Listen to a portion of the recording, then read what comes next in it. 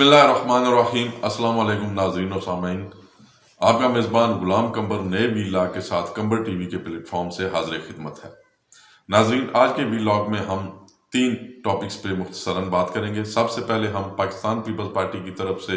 ऐलान करदा हुकूमत मुखालिफ लॉन्ग मार्च पे बात करेंगे। उसके बाद हम PDM और पीपल्स पार्टी ANP के दरमियान होने वाले रवाबित और मरहलावार आने वाली जो अदम एतमाद की तहरीक है उस पर बात करेंगे। और आखिर में हम डेरा इस्माइल खान के बल्दियात पे मुख्तसरन बात करेंगे। कबल इसके कि मैं इन टॉपिक्स पे तफसीली ख्यालात का इजहार करूँ, आपसे गुजारिश है कि नए देखने वाले दोस्त चैनल को सब्सक्राइब करें, बेल आइकन के बटन को दबाएं ताकि हमारी आने वाली नई वीडियोस के नोटिफिकेशंस आपको बर वक्त मिल सकें। अपनी राय का इजहार आप ज़रूर जो है वो कीजिए कमेंट्स सेक्शन में, ताकि हम आपकी तजवीज़ तनकीद से रहनुमाई लेते हुए इसमें मज़ीद बेहतरी लाएं। 27 फरवरी को मज़ार कायद कराची से पाकिस्तान पीपल्स पार्टी के चेयरमैन बिलावल भुट्टो जरदारी के क़यादत में पाकिस्तान पीपल्स पार्टी इस गवर्नमेंट के ख़िलाफ़, इस गवर्नमेंट की पॉलिसीज़ के ख़िलाफ़, महंगाई के ख़िलाफ़ जो है वो एक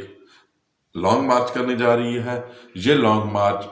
कराची से शुरू होगा और इसका इख्तिताम डी चौक इस्लामाबाद में होगा। सबसे पहले हम ये बात करते हैं कि 27 फरवरी से ये शुरू होने वाला जो लॉन्ग मार्च है ये इस्लामाबाद कब पहुंचेगा। पहली रिपोर्ट इतलात के मुताबिक पाकिस्तान पीपल्स पार्टी ने ये ऐलान किया था कि 5 या 6 मार्च को ये लॉन्ग मार्च डी चौक इस्लामाबाद पहुंचेगा। अब ये कहा जा रहा है पार्टी राय के मुताबिक कि 10 मार्च के दिन इंशाअल्लाह ये लॉन्ग मार्च इस्लामाबाद डी चौक में पहुंचेगा, और ये भी हतमी नहीं है। इस हवाले से जो बात समझ आती है वो ये आती है कि जब ये लॉन्ग मार्च कराची से शुरू होगा तो ज़ाहिर है ये एक अवामी जित्मा, एक अवामी लॉन्ग मार्च होगा, और इस लॉन्ग मार्च को जगह जगह पाकिस्तान पीपल्स पार्टी के जो कारकुन हैं वो वेलकम भी कहेंगे। वहाँ पे मुख्तलिफ मकामात पे जो है वो शेड्यूल से हट के बिलावल भुट्टो साहब को जो है वो तकारीर भी करनी पड़ेगी, और उसकी वजह से जो है वो इसमें देर सवेर हो सकती है, जिसकी वजह से पाकिस्तान पीपल्स पार्टी को हतमी दिन जो है वो नहीं दे रही। इसकी तैयारियों के हवाले से बिलखसूस हम पंजाब की बात करें तो जनूबी पंजाब की तंजीम, वहाँ के सदर साबिक वज़ीर आज़म यूसुफ रज़ा गिलानी साहब के जो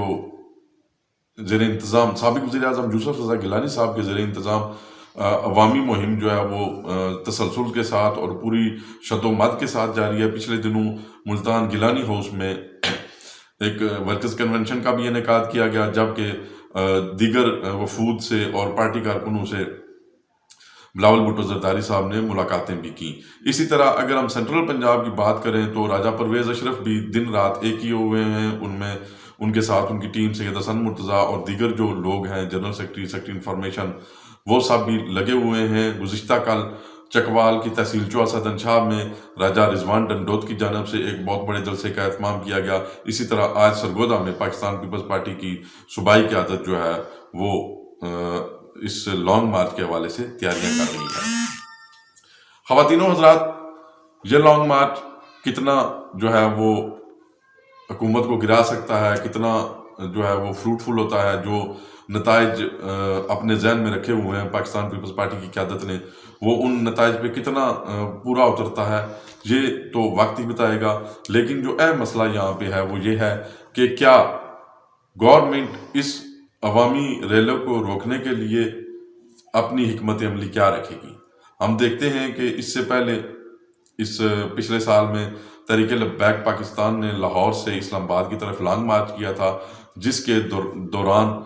बहुत से खूनी तसादम हुए। तहरीक लब्बैक के भी और बिलखसूस पुलिसमैन भी जो हैं वो उसमें उन्होंने अपनी जान की बाजी हारी, और मुल्क में बहुत ही जो है वो एक खौफनाक सी सूरत हाल, भयानक सी सूरत हाल रही, गैर यकीनी की सूरत हाल रही कि खुदा न खास्ता अब क्या हो जाएगा, खुदा न खास्ता अब क्या हो जाएगा। हम ये देखेंगे कि आया पाकिस्तान तहरीक इंसाफ की जो हुकूमत है वो इस लॉन्ग मार्च को रोकने के लिए, सबोताज करने के लिए क्या कुछ करती है, या वो इनको फ्री हैंड देंगे। अपने वज़ीर आज़म पाकिस्तान जब अपोजिशन में थे इमरान खान साहब, तो वो कहते थे کہ جو احتجاج ہے وہ عوام کا حق ہے، اور جب وزیر اعظم بنے تو انہوں نے کہا تھا کہ اگر میرے خلاف 50 لوگ بھی نکلے تو میں جو ہے وہ اپنی سیٹ چھوڑ دوں گا۔ ابھی سیٹ چھوڑنے نہ چھوڑنے کا تو کوئی مسئلہ نہیں ہے، وہ ان کی اپنی مرضی ہے، لیکن ہم دیکھتے ہیں کہ کیا وہ اپوزیشن جماعتوں کو وہ سپیس دیں گے جو ان کا جمہوری حق ہے یا نہیں، یا اپنی ایجنسیاں اپنے لا انفورسمنٹ اداروں کو استعمال کرتے ہوئے وہ کوئی تصادم کا راستہ اختیار کریں گے۔ اگر ایسا کچھ ہوتا ہے تو پھر وہ ملک کے لیے بہت بھیانک ہوگا۔ اللہ پاک ہمارے ملک کی حفاظت فرمائے اور ایسے حالات نہ آئیں۔ اب آتے ہیں اپوزیشن کی دوسری جو مہم چل رہی ہے، عدم اعتماد، مرحلہ وار عدم اعتماد۔ مرحلہ وار سے مراد یہ ہے کہ پہلے اسپیکر، ڈپٹی اسپیکر قومی اسمبلی، سینٹ کے چیئرمین بھی ہو سکتے ہیں، ان کے خلاف جو ہے وہ عدم اعتماد لائی جائے، اور آخری مرحلے میں وزیر اعظم پاکستان عمران خان کے خلاف جو ہے وہ عدم اعتماد لائی جائے اور اس کو کامیاب کیا جائے۔ یہ ہو سکتا ہے کہ ڈپٹی اسپیکر کے خلاف ہونے والی قومی اسمبلی کی عدم اعتماد کامیاب ہو جائے، لیکن وزیر اعظم پاکستان کے خلاف یہ جو عدم اعتماد ہے وہ کامیاب ہونے کے جو چانسز ہیں وہ مجھے کم نظر آ رہے ہیں۔ اس میں ایک اہم بات یہ ہے کہ مارچ 2021 میں جب پاکستان پیپلز پارٹی نے یہ بات کی تھی کہ مرحلہ وار عدم اعتماد لایا جائے، تو پی ڈی ایم نے یہ کہا تھا کہ مرحلہ وار عدم اعتماد سے پہلے جو ہے وہ اسمبلیوں سے ہر صورت استعفے دیے جائیں۔ پاکستان پیپلز پارٹی نے اس وقت یہ اعتراض اٹھایا تھا کہ یہ ہمارے جو پی ڈی ایم کا منشور ہے اس میں شامل ہی نہیں تھا کہ ہم جو ہے وہ پہلے جو ہے وہ استعفے دیں گے، بلکہ یہ منشور میں شامل تھا کہ مرحلہ وار عدم اعتماد لایا جائے گا۔ آج قریب 1 سال گزرنے کے بعد، پی ڈی ایم سے پاکستان پیپلز پارٹی اور اے این پی کو نکالنے کے بعد، دوبارہ پی ڈی ایم کی قیادت ہمیں نظر آ رہی ہے پاکستان پیپلز پارٹی کی پچ پہ کھیلتے ہوئے، کیونکہ پاکستان پیپلز پارٹی کی یہ تجویز تھی کہ حکومت کے خلاف مرحلہ وار عدم اعتماد لایا جائے۔ عدم اعتماد کے حوالے سے جو آج اہم نکتہ میں نے بیان کرنا تھا وہ یہ ہے کہ پاکستان کے اندر قانون موجود ہے کہ اگر آپ اپنی جس پارٹی کے ٹکٹ سے سیٹ پہ بیٹھے ہوئے ہیں، میں منتخب ہوئے ہیں، اگر آپ اس پارٹی کے خلاف ووٹ دیتے ہیں تو آپ کو وہ پارٹی ڈی سیٹ کروا سکتی ہے۔ ایسی یہ قانون موجود ہے۔ البتہ اس قانون میں ایک شک موجود ہے کہ اگر اس پارٹی کے الیکٹڈ افراد کا 51%، یعنی کہ 100 میں سے 51 بندے اگر اپنی پارٹی قیادت کے خلاف جاتے ہیں، پارٹی پالیسی کے خلاف جاتے ہیں، تو ان پہ ڈی سیٹ کا جو قانون ہے وہ لاگو نہیں ہوتا۔ مثال کے طور پہ اس وقت گورنمنٹ میں پی ٹی آئی کے سب سے زیادہ ایم این ایز ہیں جن کی تعداد 156 ہے۔ اشاریہ کے جو کاؤنٹنگ ہے اس سے صرف نظر کرتے ہوئے آسان الفاظ میں سمجھا دوں کہ 51% تقریباً 80 ایم این ایز بنتے ہیں، وہ اگر اپوزیشن کے ساتھ مل جاتے ہیں یا فارورڈ بلاک بنا لیتے ہیں تو ان پہ ڈی سیٹ ہونے کا جو قانون ہے وہ لاگو نہیں ہوگا۔ دوسری طرف اگر ہم دیکھتے ہیں تو نون لیگ 84 ایم این ایز کے ساتھ جو ہے وہ سب سے بڑی اپوزیشن پارٹی ہے۔ اس کے اگر 43 ایم این ایز اپنی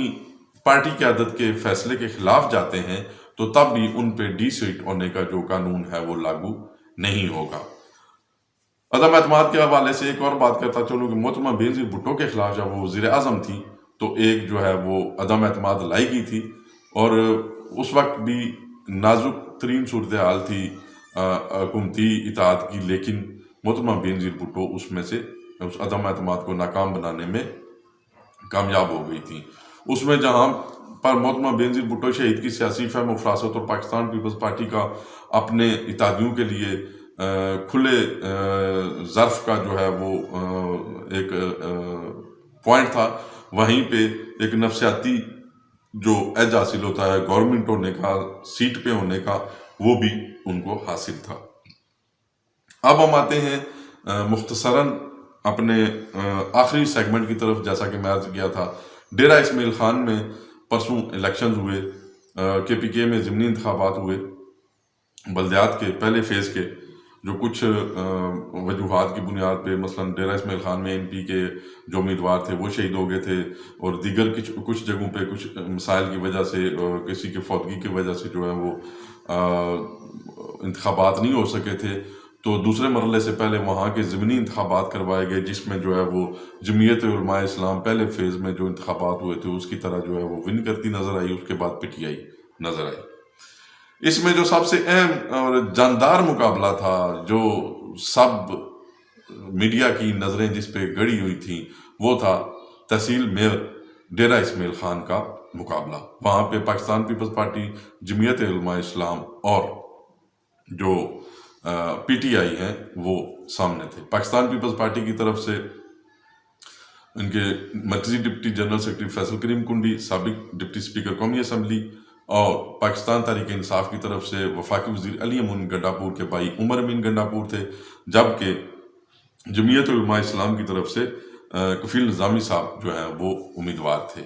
یہاں پر تحریک لبیک نے بھی ایک جو ہے وہ اچھی جاندار انٹرویو دی ہے، جس پہ میں ایک دو جملے ضرور کہوں گا۔ خواتین و حضرات، اس میں سب سے زیادہ جو بات کی جا رہی ہے وہ پاکستان پیپلز پارٹی کے جو امیدوار تھے، سابق ڈپٹی اسپیکر اور موجودہ ڈپٹی سیکرٹری انفارمیشن، مرکزی ڈپٹی سیکرٹری انفارمیشن فیصل کریم خان کنڈی صاحب، ان کے حوالے سے بات کی جا رہی ہے۔ ہم نے جو دیکھا اس الیکشن مہم میں، ہمارے ذرائع یہ کہتے ہیں کہ فیصل کریم خان کنڈی کے ہارنے کی وجوہات میں سے سب سے بڑی وجہ ان کا غیر عوامی اسٹائل ہے، جبکہ عمر امین گنڈاپور اور علی امین گنڈاپور کو جہاں پہ حکومتی سرپرستی حاصل تھی، وہاں پہ ان کا ڈیرے کے اندر اقتدار میں ہونے کے باوجود ڈیرے والوں سے، یعنی کہ ڈیرہ اسماعیل خان کے لوگوں سے ان کا رابطہ، ڈیرہ اسماعیل خان میں ان کی موجودگی، عوامی انداز سیاست ان کی جو ہے وہ کامیابی کا باعث بنا ہے۔ ایک مختصر سا میں آپ کو ایک جو ہے وہ اعداد و شمار پیش کر دیتا ہوں